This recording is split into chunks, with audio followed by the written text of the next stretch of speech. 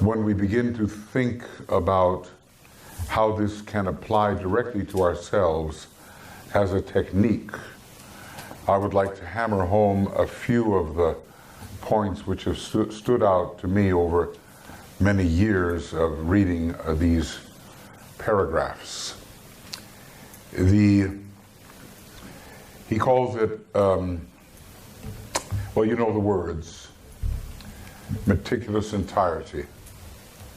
Do they mean something to us? You know, Jupiter in Virgo, Jupiter in Gemini, the detail of the sensed whole, all of it, grasped meticulously and tirelessly, so that no matter how big that whole is, it's not just the wholeness of isolated unity we are grasping. We are grasping all of the relations that occur between, and we're doing that in a way that is beyond reasoning. It is an immediate intuitive flash which reveals all these relations. Of course, this has to be cultivated. So, you know, right here at the very beginning, he gives us the names of this ray, which are important to think about, not just in terms of love, but in terms of the buddhi, in terms of the wisdom, in terms of the intuitive revelation of the detail of the sensed whole, detailed knowledge. And he sometimes warns the second ray type, don't get caught in all the detail. There was a person with a second ray mind. The rays were 2, 1, 2, 1, 3. There were two guys with that. 2, 1, 2, 1, 3. They had a second ray mind that says, look, you know, you get so overemphasizing the detail of things and are maybe not seeing the whole. But in this particular case, we would not emphasize, as the beginner does, the word detail. We would call it detailed unity. It's not just the details, it's the way that all the details are unified in a divine pattern, and he calls it the ray of the divine pattern. So think of those words. Detailed unity and the divine pattern, and is that the way you pursue your attempt to understand occultism? You know, some of you, I know what you do, and that is the way you proceed. So very, you know, synthetic comprehension, Eva mentioned this, a very high point of synthetic comprehension. You wrap your whole mind around the whole, and you don't see it in a fuzzy and blurry way at all. It's extremely articulated, and you have all the nuggets, that's the word he uses, the nuggets of esoteric truth, and they're all in the right place, and they have been confirmed by the intuition. And it can drive the first ray types mad in the presence of some of these second ray scholars that want to make sure it's all perfectly well understood, okay? I sympathize with both. Isolated detail presented. There is such an amazing interrelationship between things, and we have hardly yet any idea of it. But if we read a book like Cosmic Fire, and we read it as initiates would read it, I tell you, the three of us together should form a triangle. I would like to have that little bit of water there. Thank you so much. Thank you. Bottoms up. All right. So we're not, the consciousness here is released from self-centered. You can't meditate this way if you're a personality. You just can't do it. All the petty point of view, the egoistic point of view, it's just gone. You are immersed in the beauty of the sensed whole. Okay. So, and then he goes on and discusses, and Eva did, how at different levels of understanding we perceive the wholeness with different degrees of specificity. So eventually, as a truly master of the wisdom, we really see the organized organism through which deity is operating. And you know, when you read Cosmic Fire, he says, well, it ought to be good for about 25 years. And you know, I think about 500 years or 1,000 years or 2,000 years. I mean, every page could just be broken out into amazing research.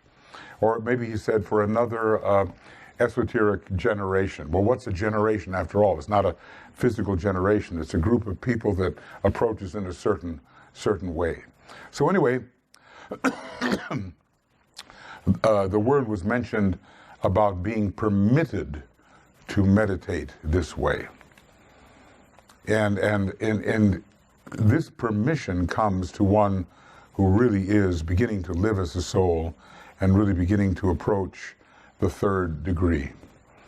That's when the Buddhic revelation of the detailed unity and the divine pattern and all that really comes home in this Buddhic flash of realization. You can think it out, you can put things together, you can piece things together, but just like the shoemaker and the elves, the shoemaker goes to sleep, all the pieces are laid out there, and in the morning the shoes are together, and the intuition has done its work.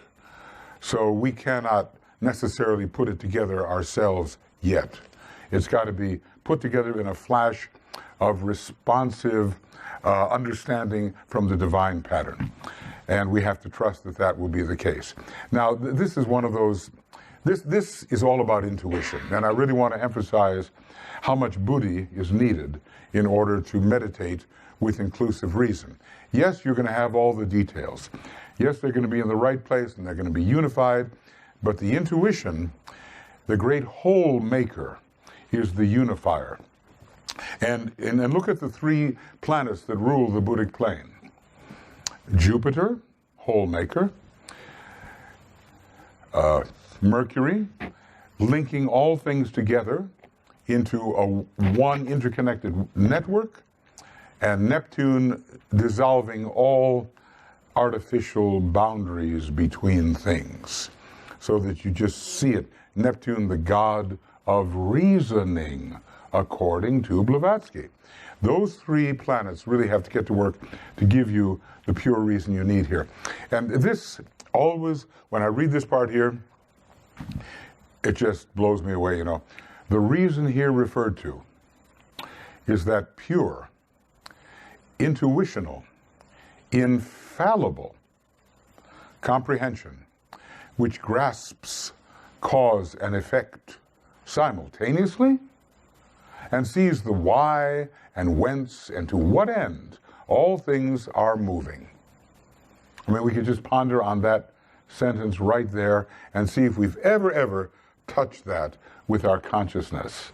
I mean, you know, obviously it's encapsulated in the classic aha or eureka or oh, you know, then suddenly Pythagoras sees it, or who was the one, Archimedes or someone like that.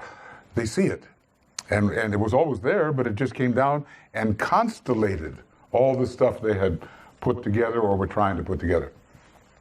Now, it's not possible for these meditations are not for aspirants. Aspirants are still personality centered. Of course, every true aspirant has taken the first degree, and DK talks about us as aspirants until we've taken the third degree. But anyway, in the usual sense of the word, aspirant, it is not possible for the aspirant to take these words into his meditation and profit greatly thereby, maybe a little, for he will be meditating as an aspiring mind and not as a soul.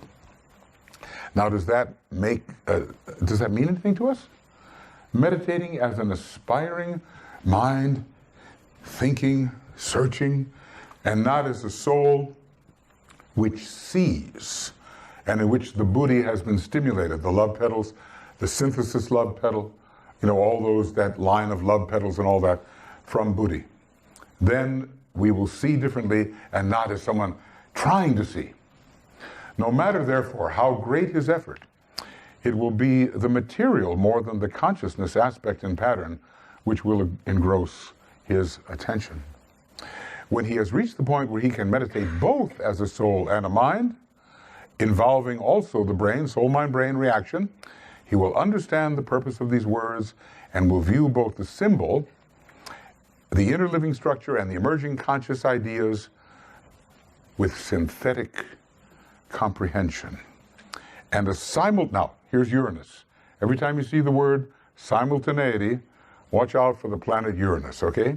And a simultaneity of reception, which it is impossible for me to put into words. Bang, you know? I get an idea, and it takes me 10 years to work it out in time and space. It's all bundled together, right? Everything is there. But for it to be unfolded logically, in a way people understand, in time and space, it can take a long time. So these are the seeds that are dropped from the birthplace of ideas. Up there in the spiritual triad, we get them and then we have to work them out. And the Buddhic comprehension comes to us suddenly, but then we have to translate it into the language of the three worlds so that other people can benefit also. So is it any use for him to say any of this? And he says, there are a few today, and there will be an increasing number in the next 2 decades, and hopefully we're among them, who grasping the beauty of the presented idea will be urged by their souls to work towards these ends. And if we do that, by working in this way, we will succeed in raising the consciousness of the entire human family. So, you know, these are a few of the points. I know Eva mentioned and emphasized some of these, but it's just how this intuition works and what it reveals and how it's infallible. That's the thing. Yeah, I have a great idea. I think it's like this, I think it's like that. That's not knowing. Now, Master Morya calls the revelation that we have to have straight knowledge.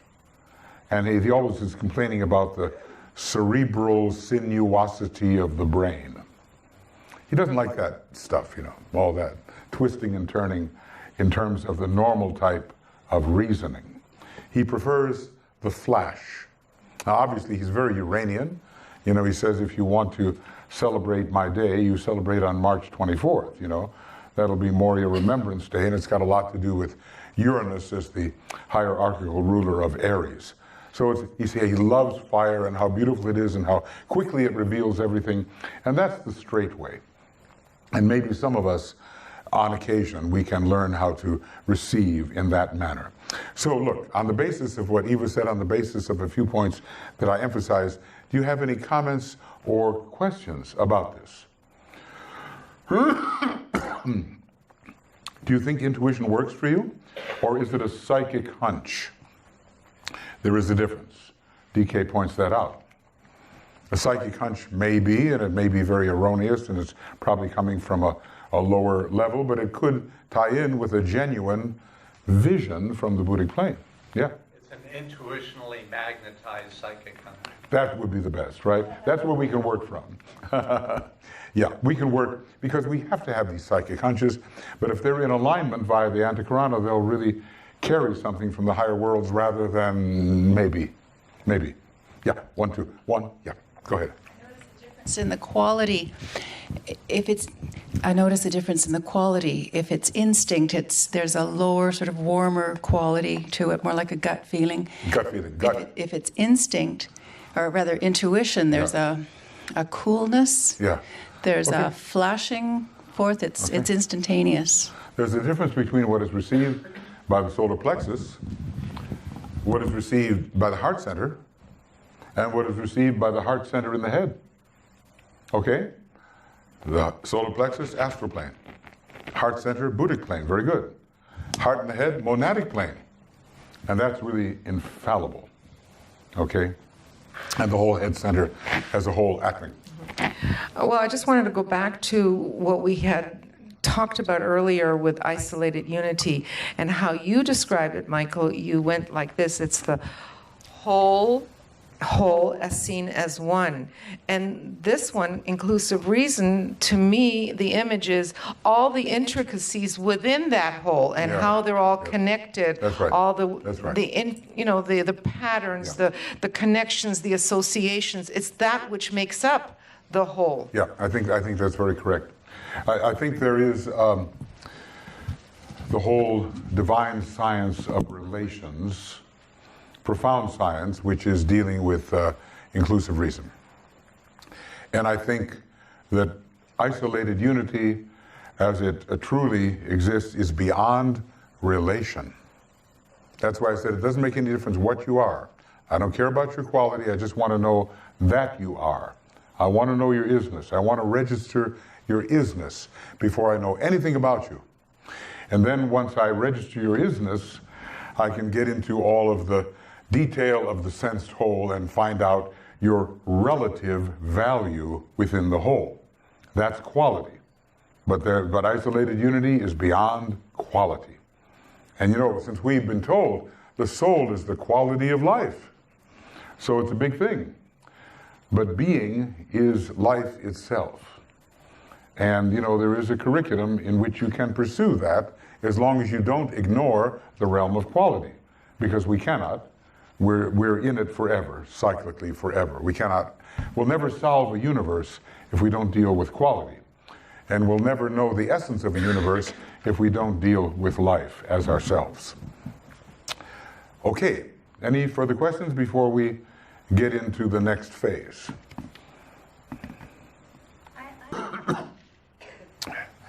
So we'll have just a little meditation.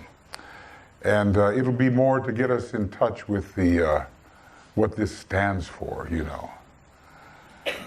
So, gosh. All right. So again, you know, we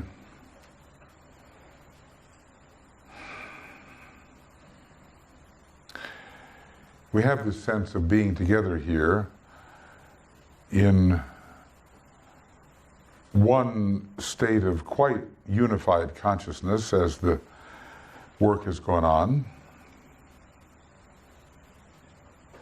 We're creating a group field that can be impressed by the higher ideas.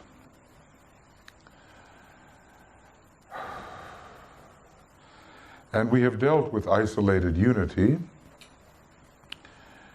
and the substantiality which it represents, the beingness it represents. We have learned how to isolate the substratum, the one thing, the only one thing. Whatever is going on in the content of consciousness of the one logos, we've learned how to isolate a little bit the presence of that great being that we all are.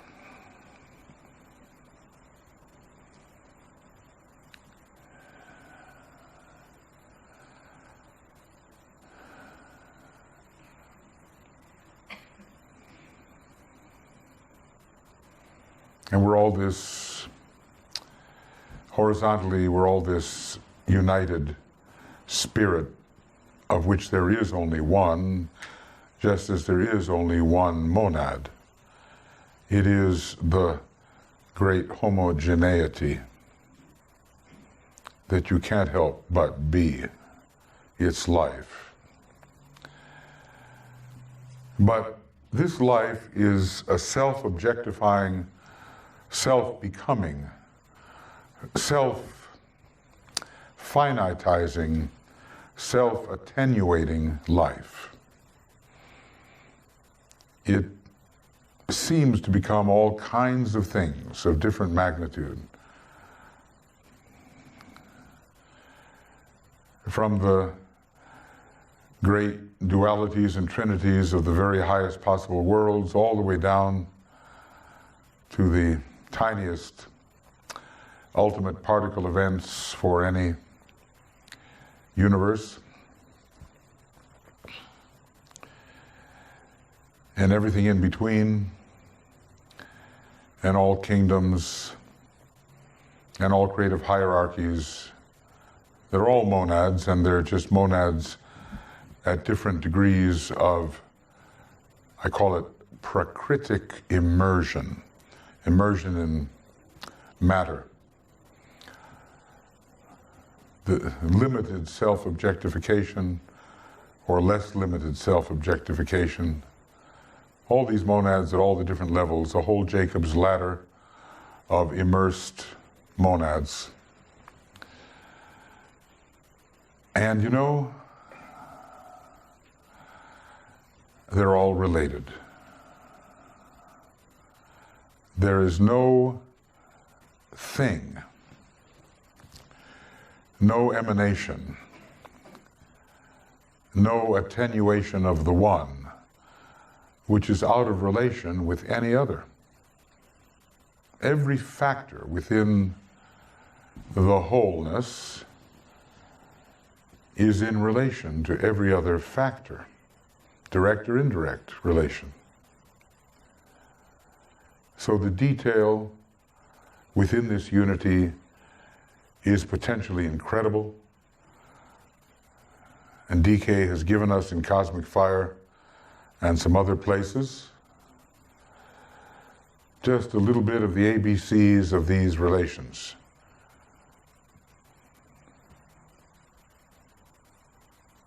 You read Cosmic Fire, you think you might be overwhelmed with the intricacy of it all. You know, he starts to detail the different types of devas and said, I'm just beginning, and all the different planes and their vibratory capacities and all the different stages of consciousness for the different subplanes, and it's like an overwhelming amount of interrelated differentiation.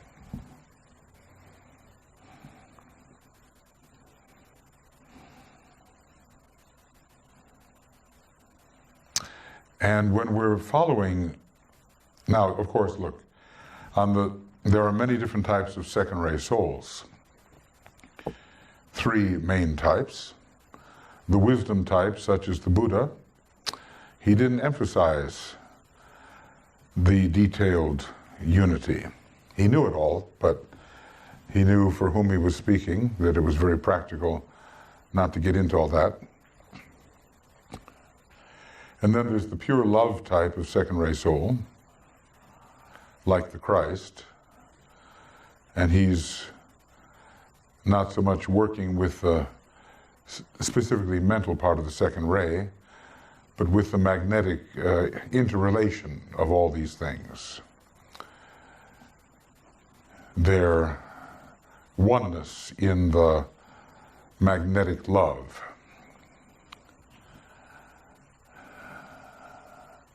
And then there's the DK type of occultist. It's coming in on the 3rd sub-ray of the second ray, and it's, like we saw, detailed unity, specialized detail. It makes for the true occultist who studies all the parts and pieces scientifically. And he doesn't stop there. He says there are other types on the second ray. I would suspect there are 7 sub-rays. He doesn't elaborate on them. So we're looking at a kind of a special angle on the second ray, but it's not really exclusive of the others.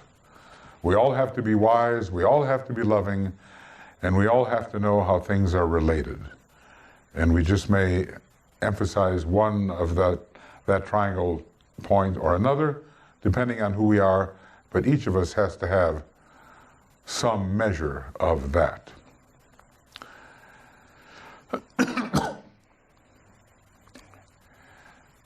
Now, I remember some people picking up Cosmic Fire, you know, and they're trained in a different way in this hill. They're just appalled.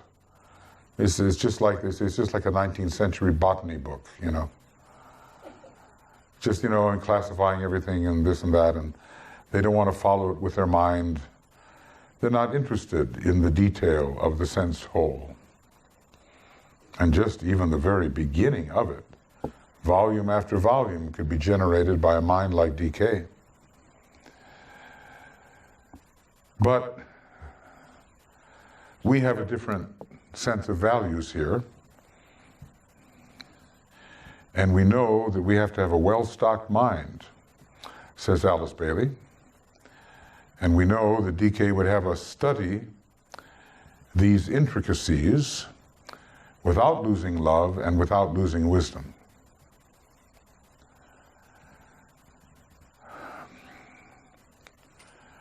So just think of your own approach. Here you are, a student of occultism, you know, at whatever depth you are studying it. You're studying the ageless wisdom and the revelation of what most people consider to be fanciful and nonsensical, and you take it as factual. Okay.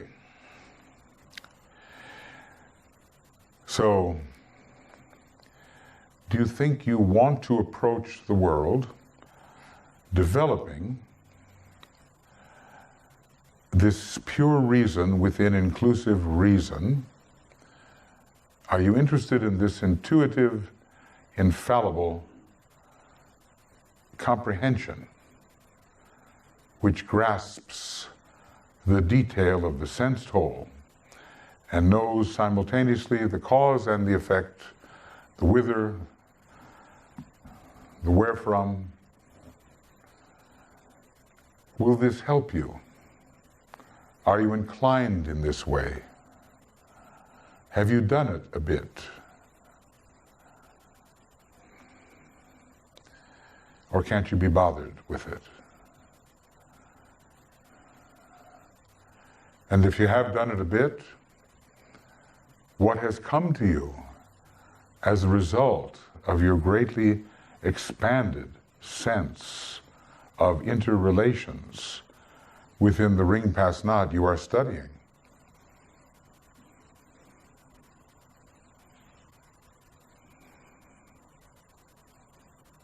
DK doesn't go beyond our galaxy, though he hints at the names of 49 galaxies that the masters know. We're still pretty much within our local one about whom naught may be said, which is big enough for us. Do you want to know the detail of the sensed whole? The other night we saw Nicholas show us these incredible constellational and zodiacal interrelations. Would it be useful to know those things? Would it be useful to know the relationship between the various creative hierarchies and how they cooperate with each other to make the manifested whole? Do you want to know the energies that are at play in you, on the earth, and in the solar system and beyond? How will it help you, if you're interested?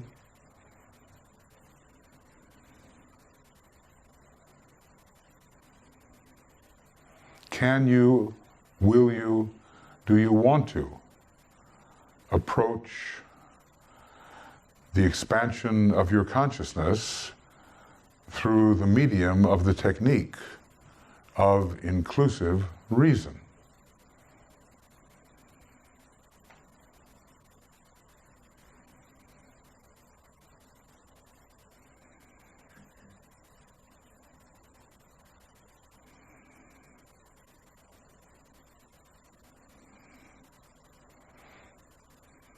Not everybody will emphasize any of these things to the same extent, depends on your raise. But everybody who approaches the third degree and beyond must have some sense of isolated unity, some sense of Buddhic inclusive reason, and some ability to present the attributes demanded by the divine plan.